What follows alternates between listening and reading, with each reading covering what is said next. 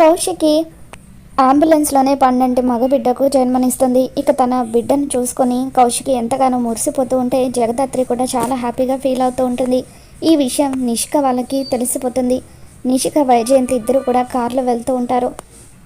తల్లి బిడ్డ ఇద్దరు క్షేమంగా ఉన్నారంటే మనం పడిన కష్టం శ్రమ అంత వృధానేనా అత్తయ్య అని చెప్పి నిషిక అంటూ ఉంటుంది. దాంతో వైజయంతి రంగా అంబులెన్స్ పోయే దారిలో కార్లన్నీ అడ్డంగా పెట్టాడట, కేదార్ వాటిని తీయడానికి ప్రయత్నిస్తున్నాడట అని చెప్పి వైజయంతి అంటూ ఉంటే, అయితే ఆ అంబులెన్స్ కార్లకు గుద్దుకొని యాక్సిడెంట్ అవుతుందన్నమాట అని చెప్పి ఎంతగానో ఆనందపడిపోతూ ఉంటుంది.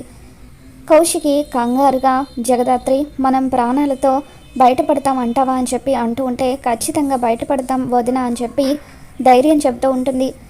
అంబులెన్స్ వెళ్ళే దారిలో కార్లు అడ్డంగా ఉండడంతో కేదార్ తన టీంతో కలిసి ఆ కార్లను దారిలో నుండి తీయడానికి ప్రయత్నిస్తూ ఉంటాడు.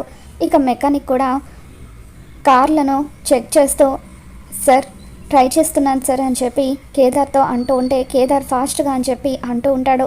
ఇక అంబులెన్స్ స్పీడ్గా వస్తూ ఉంటుంది.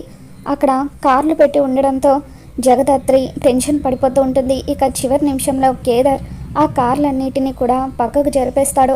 కేదార్ రోడ్డు మీద నిలబడి ఉండడంతో అంబులెన్స్ ఎక్కడ కేదార్ని గుద్దేస్తుందోనని జగదాత్రి కళ్ళు మూసుకొని గట్టిగా అరుస్తూ ఉంటుంది. మరి రాబోతున్న ఎపిసోడ్లో ఏం జరగబోతుందో మరి మన ఛానల్లో తెలుసుకుందాం. ఈ వీడియో మీకు నచ్చినట్లయితే తప్పకుండా లైక్ చేయండి.